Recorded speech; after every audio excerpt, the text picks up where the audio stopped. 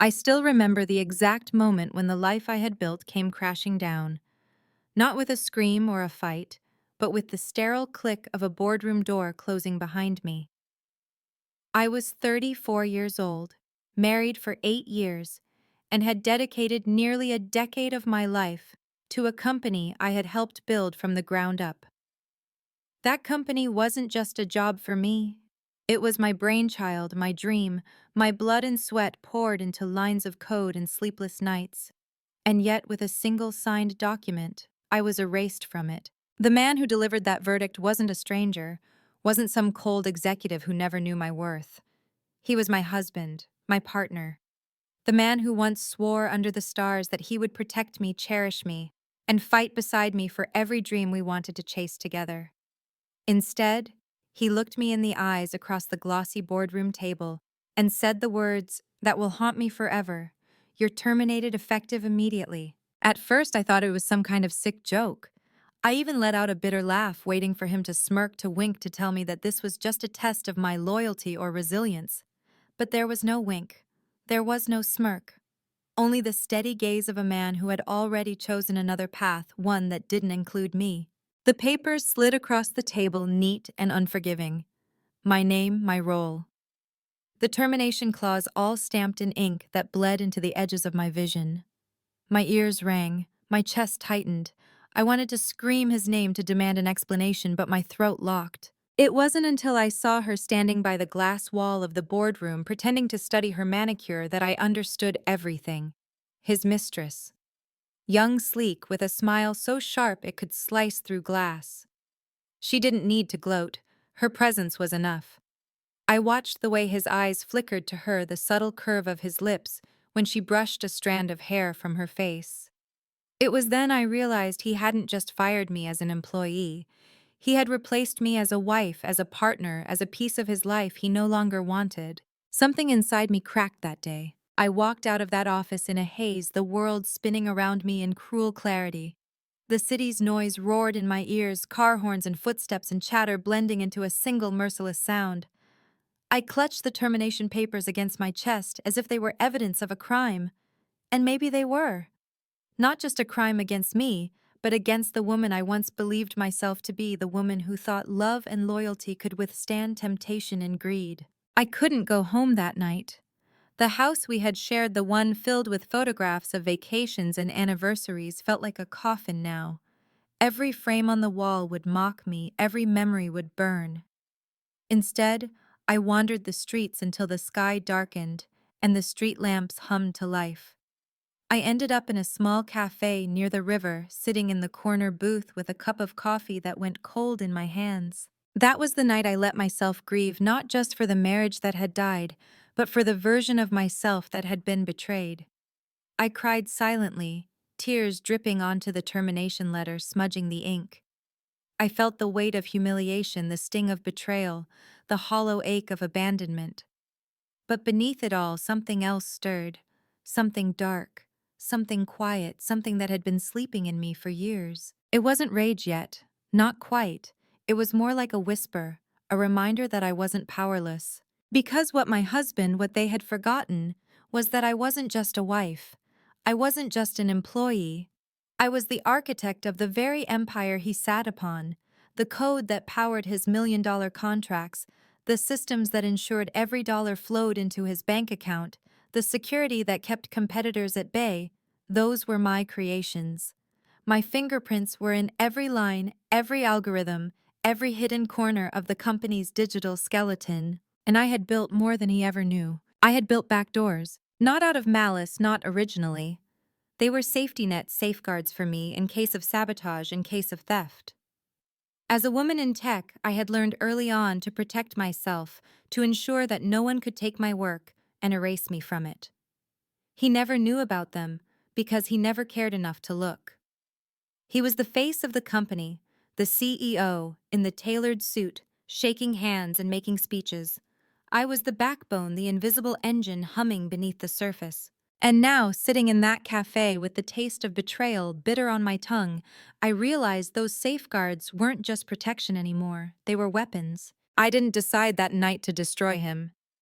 No, the decision came slowly like a storm brewing on the horizon.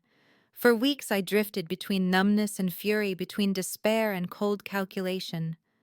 Some days I wanted to disappear to let the world forget me.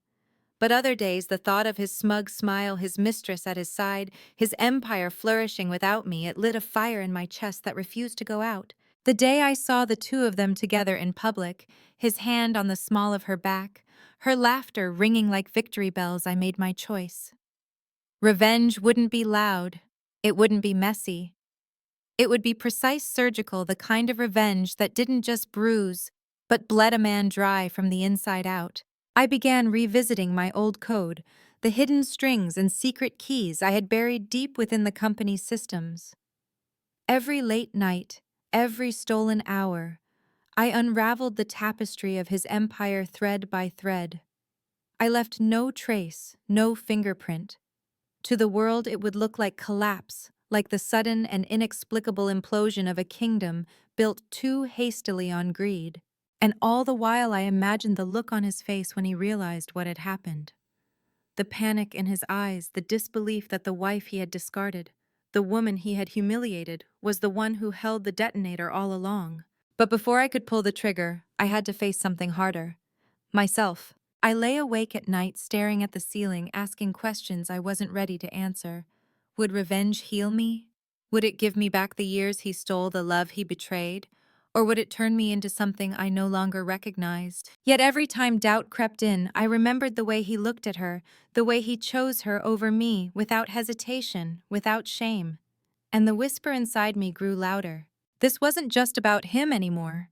It was about me reclaiming my power, about proving to myself that I was not disposable, not replaceable, not some footnote in his story. I was the author of my own ending.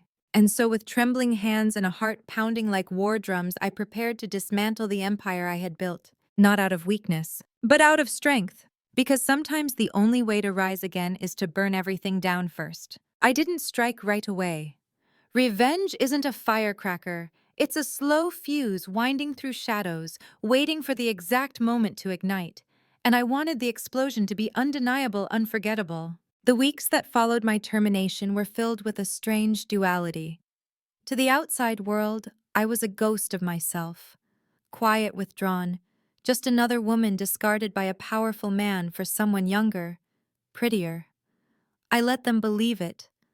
I let them whisper about my fall from grace. But behind closed doors in the dim light of my small apartment, I was building something far more dangerous than gossip. The first step was access. Fortunately, I had always been cautious. Years before, while writing the core architecture of the company's systems, I had embedded what I like to call skeleton keys.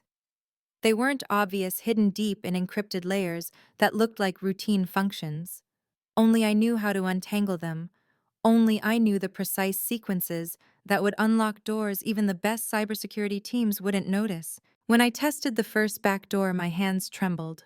One wrong move and alarms would trip, alerts would fly, and the empire I wanted to topple would slam its gates shut. But as I entered the strings of code, the familiar rhythm of my keystrokes soothed me like an old song I hadn't heard in years. Seconds later, I was in. The system didn't resist me. It welcomed me, recognizing the fingerprints of its true creator. I sat back, heart-pounding, tears filling my eyes. This was mine. Still mine. He had fired me, erased me, replaced me, but he couldn't rip my DNA out of the company's veins. The first thing I did was observe. Quietly, patiently. I watched the numbers move, the contracts flow, the hidden accounts where David funneled money for his extravagant lifestyle and his mistress's luxuries. I learned more about their lives in those weeks than I had during my entire marriage. His mistress had a taste for designer handbags, luxury cars, and business trips that were nothing but excuses for five-star vacations. And David gave her everything, using the money that should have sustained the business. I almost pitied him, almost. But then I remembered the boardroom, the papers sliding across the table, his cold eyes, and the pity burned away. Step by step, I laid the groundwork. I didn't want him to lose everything at once. That would be too easy, too merciful. No, I wanted him to feel the ground shifting beneath his feet slowly, unbearably, until panic clawed at his throat. I started with small disruptions. A delayed contract here, a corrupted file there. Nothing catastrophic, just enough to create confusion, just enough to make his employees question his leadership. Reports wouldn't generate on time, accounts would temporarily freeze vendors, would complain about glitches. David's temper, always simmering beneath the surface, began to boil over. I could imagine the red flush of his cheeks, the sharp snap of his voice, as he demanded answers no one could provide. Meanwhile, I kept my distance from him in public.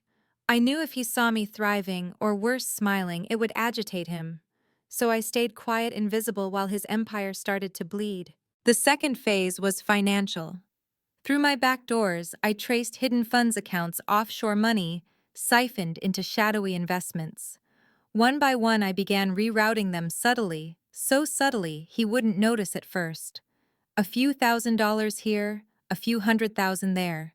I didn't keep the money, I didn't need it. Instead, I redirected it into dead-end accounts, black holes where the money vanished into nothing. Watching the balances drain was like watching an hourglass run out of sand. Irreversible. I knew the moment would come when he'd try to explain to his board why millions were missing. And I knew he wouldn't have an answer. But perhaps the most satisfying moment came one morning when I logged in and saw a private transaction labeled only with her initials. Tens of thousands transferred into an account under her name. His mistress wasn't just a fling anymore, she was embedded in his finances, a parasite feeding off the company. I smiled coldly. Parasites don't survive when the host collapses. Still, revenge wasn't just about his downfall, it was about my rebirth. For the first time in years, I felt alive. Every keystroke, every carefully orchestrated disruption reminded me of my worth. I wasn't disposable. I wasn't replaceable. I was the architect, the mastermind, the storm he never saw coming. And then the storm broke. It began with a major contract, one that had taken months to secure, worth millions. On the day it was meant to close, I corrupted the system that handled the final signatures. The files vanished into digital smoke, irretrievable. Furious emails flew in from the clients demanding answers. David scrambled, his executives panicked, his mistress whispered poison in his ear. Then came the lawsuits. Vendors sued for unpaid invoices because the funds I had redirected were no longer there. Shareholders demanded explanations for the plummeting numbers. And all the while I sat in my apartment sipping tea, watching the empire crumble on my laptop screen. The media caught on within weeks. CEO David Reynolds, facing financial crisis, the headlines screamed. Once mighty tech firm under investigation. His carefully cultivated image of power and control shattered overnight. And every photograph of him that appeared online showed the same thing, a man unraveling. His hair unkempt, his suit rumpled, his eyes wild with sleepless desperation. I thought I'd feel triumphant, and in some ways I did. But late at night, when the glow of my computer screen faded, a different feeling lingered, emptiness. Because destroying him didn't erase the betrayal. It didn't heal the wound of watching him choose her over me. Revenge was sharp, intoxicating, but fleeting. And I wondered what happens when the empire finally falls. What happens when there's nothing left to dismantle? The answer came sooner than I expected. One morning, I received an email from an unknown account. The subject line made my blood run cold. I know what you did. I opened it with trembling hands. The message was short, almost mocking. You built the trap well. But did you think you were the only one watching? Attached was a screenshot, one of my backdoor codes, traced, time-stamped. Someone knew. Someone was watching me the way I had been watching David. For the first time since this began, fear surged through me. Not for David, not for the company, but for myself. Because if the wrong people discovered what I had done, I wouldn't just be the woman who lost her husband and her job. I would be the woman who brought down an empire and faced the consequences. The email sat in my inbox, like a hand grenade with the pin pulled. For a full minute, I just stared at the subject line, I know what you did. Until the room seemed to tilt, and the cup of tea on my table trembled. I read it again, slower, as if patience could make the words less real. Someone had noticed. Someone had seen the ghost in the machine I thought only I could touch. It was a simple sentence, curt and clinical, and that brevity made it feel colder than any long accusation. Panic is an odd animal. It first tiptoes and then roars. At first, I tried to reason with it, maybe a prank, a jealous rival, some anxious investor trying to scare me into silence. But my chest was a tight fist, and my mind, so used to parsing code and signals, found 1,000 ways this could end badly. Exposure, arrest, the kind of headlines that don't forget your name, the kind of justice that doesn't care about whether you were the wounded party. My work had always lived in shadows for safety. Now those shadows were turning their lamps toward me. For days I moved through the world like someone in a fog. Friends texted condolences, strangers posted their own hot takes on the scandal, and lawyers predictable polished left cards that smelled faintly of citrus and thin patience.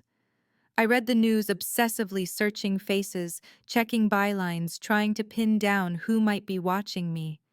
But the universe had a way of keeping its secrets when it mattered.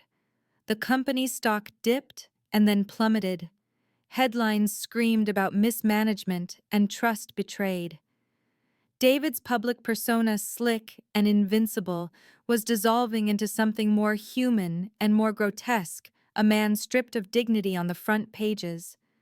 I should have felt vindicated, triumphant, but the anonymous message made every victory feel provisional, like standing on sand while the tide gathered. When the second message arrived, it came at dawn like an omen. Careful. You didn't build this alone. Attached was a file, a single screenshot of a dependency map from the company's systems. My stomach dropped. The map didn't look like my work, and yet a signature I had never known. I left some pattern, some marking in the metadata was visible. Someone knew how I thought. Someone could read the architecture with the intimacy of a possessed lover. Whoever they were, they knew the language of the machine, and they knew me. I felt hunted, not by my husband or the board or the press, but by a ghost with the keys to my own blueprint. The idea of being readable in the one thing I'd used to hide terrified me more than prison or public scorn. It meant exposure on a level that would strip every justification away, motive, method, person. I had to move, but every instinct I had told me to hide. In the darkness of that choice, the memory of his face in the boardroom rose up calm, composed, already moving his life on without me. He had never imagined I could reach into the heart of the machine. He had never imagined that the woman he shrank away from at the table would one day hold the talons that might undo him. But the anonymous presence had the same capabilities, and that parody made me small and furious at once. And then in the middle of that fog, an idea arrived like a spark confrontation. Not with the company, not with the board, but with the person at the center of my rage. I needed to see David's face when someone else, someone outside the board, was pulling strings at his empire. I wanted to see the vanity that had once been his weapon crumble into pure human fear. If he thought I was the only one capable of dismantling him, he would not be prepared for the next part of the story. So I arranged to be seen. I didn't call the press. I didn't go to the office. I walked into one of the cafes near the old pier, the kind we'd once frequented when the world felt kinder, and I requested a table by the window. I ordered nothing at first. I simply sat and watched the light slide across the river, collecting resolve. If someone was watching me, I wanted them to watch my face when the other shoe dropped. If this was a game with another player, I would make sure I was not the only one surprised when the board tilted. They found me on the third day. She appeared like a reflected image, minimalist coat hair pulled back, eyes that didn't so much look as evaluate. I recognized her at once from the glossy photographs that had followed our story, his mistress, the woman with the sharp smile. Up close, she was younger than I expected, and more tired than any photograph could show. There was something human in her that no tabloid frame could catch, a flicker of exhaustion, a guilt she had tried to hide beneath a veneer of confidence. She slid into the seat across from me without preamble. For a long moment, we just regarded one another, two bodies marked by the same violent history, but traveling very different paths to the same intersection. I could see the shadow of her life, glamour, bought by borrowed stability, a name attached to transactions rather than to people. She was in her own way a casualty. She had been used as a talisman for his status, and he had been using her as proof that he could move freely between appetite and empire. I know about the transfers, she said, without any ceremony, voice low, stripped of artifice. I didn't set them up, but I saw them moving. I confronted him. My face must have hardened. I had not expected confession. I had expected another taunt or a feigned ignorance. Why tell me, I asked. Why come to me? She picked at the lip of her coffee cup. Because I'm done being his accessory, she replied. Because when the board started to ask questions, when lawyers started sniffing around, he wanted a scapegoat. He told me to lie, to say I'd handled things, to say he never told me. I refused. He hit me figuratively, then he started in other ways. I thought money was power. It wasn't, it just made the chains heavier. Her words landed with the weight of a confession. In her voice there was no seduction, only a raw, exhausted honesty. She told me about nights where David's temper became something savage, about meetings where love notes were replaced by invoices, about the emptiness behind the glossy lifestyle. In the end, she said something that stunned me. I found out someone else was inside the system before you ever were. My heart stuttered. Before me. Someone else. A new player. A watcher. A betrayer of different color. She leaned forward, voice dropping to a whisper. He hired a fixer. Someone to monitor. He was paranoid about insiders. He paid for security audits, penetration tests. He wanted to be sure no one could touch him. But this fixer... He found anomalies I didn't understand. He traced patterns. He sent me screenshots. He told me to keep my mouth shut. She swallowed. Last week he sent me a file with a timestamp that matched your access. He told me you might be the leak. He expected me to cooperate. The cafe blurred for a second. In my mind, I replayed the email screenshot, the metadata that didn't make sense. The idea that someone with resources outside the company even was watching, monitoring, cataloging every misstep meant the net had been cast wider than I'd thought. If a paid surveillance hand was in play, then bringing down David was no longer a private vengeance. It was a theater with unknown actors and unknown agendas. Who is he? I demanded, the words slipping out before I could temper it. She paused, as if measuring whether to betray the person who had been both her protector and her jailer. I don't know his name, she said finally. They call him Gray. He's in the business of erasing problems. He buries mistakes for clients who can afford discretion. He's the reason they never saw the holes I saw. Gray. The name felt like a smear of ink across a mirror. A fixer with no face, a shadow paid to keep mouths closed and secrets buried. He'd been watching David long before I decided to burn the house down. He'd been watching me too long enough to know my patterns, long enough to expose me with manufactured evidence. She met my eyes, and for the first time I didn't see an adversary. I saw a woman who had been trapped in the same ruined house, different room, same fire. We can use him, she said suddenly, voice steadier. Or he can use us. But whatever happens next, we need to control it. We need to take the surprise away from him.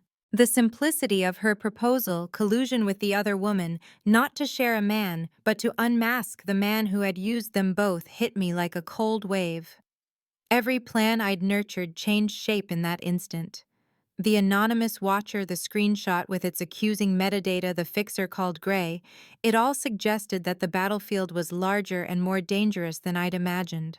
I felt my resolve harden into a new kind of strategy, one that required allies daring, and the willingness to step out of the shadows into a light that could burn or reveal.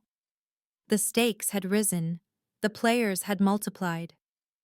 And somewhere between fear and fury, I felt alive again, not because I wanted revenge, but because I wanted a reckoning that left no smokescreen for men like him. The name Gray lingered in my mind like a specter. A fixer, an eraser. Someone who lived in the shadows of power, paid to protect secrets and bury mistakes. Knowing he existed shifted the battlefield. It meant I hadn't been operating alone in the dark. Someone else had been circling the same carcass, waiting for the right moment to strike. That night, I couldn't sleep. The city outside my window pulsed with life, but inside my apartment the silence pressed on me like a weight. Every creak of the building, every passing car felt like surveillance. I sat at my desk with the glow of my laptop painting my face, staring at lines of code I had once found comfort in. Now it looked different. Vulnerable. like my fingerprints had been smeared across a crime scene. The mistress's words, no, her confession replayed in my head. She had been just another pawn in David's empire, discarded as soon as she refused to play along. I hated her once, but that night I saw the bruises behind her smile, the chains hidden beneath her luxury. She wasn't my rival. She was another victim trapped in a gilded cage. And she was right. We needed to take the surprise away from Gray. The next morning we met again, this time in a quieter cafe, with no cameras and no lingering businessmen who might recognize us. She introduced herself properly, Samantha. Her voice was steady, now stripped of the sugar-coated tones she once used around David. She was determined, almost fierce, like a woman clawing her way back from a pit. "We need evidence," she said, sliding a flash drive across the table. He gave me these files. They prove Gray was monitoring the system. They also show where David moved the money. Offshore accounts, shell companies. Enough to bury him if the board ever sees them. I picked up the drive, my hand shaking slightly. "Why give this to me?" Her eyes softened. "Because you're the only one strong enough to use it. You've already brought him to his knees. I just want to make sure he doesn't get back up." For the first time in years, I felt something close to solidarity. It was strange, even unsettling, but undeniable. We had both been betrayed by the same man, and now we had both chosen the same enemy. That night I opened the files. What I saw made my blood run cold. Not only did Gray know about my back doors, he had been cataloging every access point, every move I made. He hadn't exposed me yet. He was waiting. And scattered throughout the files were references to payments, contracts, and instructions from David himself. Gray wasn't acting independently. He was David's insurance policy. If anything ever threatened his empire, Gray was supposed to eliminate the threat. And right now, the threat was me. The realization hit hard, David knew. He might not have the full picture, but he knew enough to hire someone to watch me. All those weeks I thought I was the predator circling his empire with precision. He had been circling me too. Rage flared, sharp and hot, but beneath it a colder truth crystallized. If David was desperate enough to involve someone like Gray, then his empire was closer to collapse than I imagined. He wasn't in control anymore, he was panicking, and panic makes people sloppy. I decided to push. I planted a line of code, one that would trigger a false alarm in the company's security systems. A phantom breach carefully constructed, pointing to one of David's own offshore accounts. When it went off, I watched from my laptop as chaos erupted. Executives scrambled, the board demanded answers, and David spent hours on the phone trying to explain the unexplainable. The mistress, Samantha, kept me updated from her side. She still had contacts inside, people who whispered to her in secret, people who were sick of David's tyranny, but too afraid to speak out. She told me his temper had worsened, that he was lashing out at everyone, paranoid, convinced the whole world was conspiring against him. And then one evening, she sent me a single text: "He knows it's you." My blood ran cold. Minutes later, an email arrived. "From Gray, you've made your move. Now it's my turn." No threats, no explanations, just a promise. That night, my apartment felt smaller than ever. I locked the doors, checked the windows, turned my phone off. Sleep never came. Every sound made me flinch, every shadow felt like an intruder. For the first time, I realized revenge wasn't just dangerous for David, it was dangerous for me. But by morning, fear had transformed into something else: resolve. I wasn't going to run. I wasn't going to hide. If Gray wanted to play his turn, I would be ready. I gathered everything, every file, every piece of evidence, every line of code that tied David to his crimes, and stored them in multiple secure locations. I wrote a confession of sorts, not to absolve myself, but to ensure the truth would outlive me. If anything happened to me, the evidence would go public. The game was no longer about revenge, it was survival. And then in the middle of all this came the call that changed everything. It was Samantha. Her voice was shaking. "Claire, he hit me. He found out I spoke to you. He said Gray told him I can't stay here anymore." My chest ached. This woman, once my enemy, was now the proof of David's true nature. He wasn't just a betrayer. He was a destroyer. He would consume anyone who dared to defy him. "Leave him," I said firmly. "Tonight, I'll help you." There was silence on the line, then a broken whisper. "Okay." That was the moment I knew. This wasn't just about burning his empire to ashes anymore. It was about saving ourselves from him, from Gray, from the poison of his power. The final move was coming, and when it did, there would be no turning back. The night Samantha called me begging for a way out, I realized the final act was already upon us. Gray wasn't just a ghost anymore. He was a noose tightening around both of our throats. And David had lost his empire, but not his arrogance. That made him more dangerous than ever. I drove to meet Samantha under cover of darkness, the city lights blurring past as my mind raced. She emerged from the shadows of a bus stop with nothing but a duffel bag. Her face bore faint bruises she hadn't tried to hide, and when she climbed into my car, she exhaled like she'd been holding her breath for years. "We have to end this," she said quietly, staring out the window. "We can't keep waiting for him or Gray to make the next move." And she was right. Revenge was never meant to drag on forever. The wound was already deep.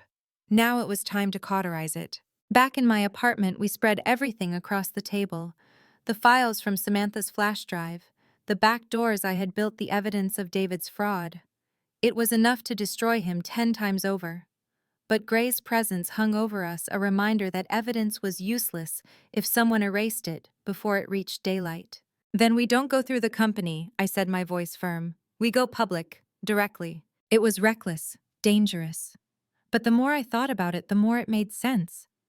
Gray was paid to silence whispers, to bury scandals before they broke. But if we shouted loud enough, if we handed the truth to the world in one unignorable burst, Gray wouldn't have the power to smother it. For days we prepared. I packaged the data into a simple, devastating narrative: contracts, falsified funds, siphoned shareholders lied to. Samantha provided the human element: emails, photos, even recordings of David's voice dripping with contempt. Together the story painted itself. The night we released it, my hands shook as I pressed send. Dozens of journalists, watchdog agencies, even government regulators received the files simultaneously. There was no taking it back, no undoing it.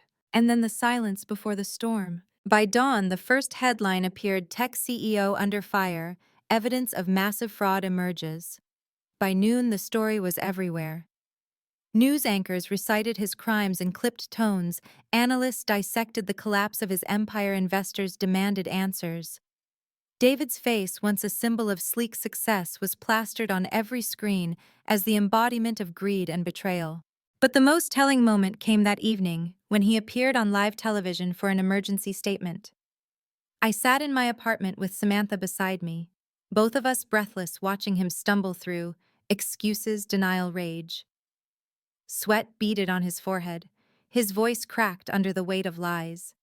And then, in a moment that would be replayed endlessly, he snapped at a reporter. "Ask my wife, she knows. She's the one who built the damn system." My stomach twisted. He had tried to drag me into the flames with him, but it was too late. The evidence was already out there. The board moved swiftly, stripping him of his position. Regulators announced formal investigations. Lawsuits piled higher than the skyscraper he once ruled from. And Gray, he vanished. No more emails, no more screenshots. The ghost dissolved as if he'd never existed at all.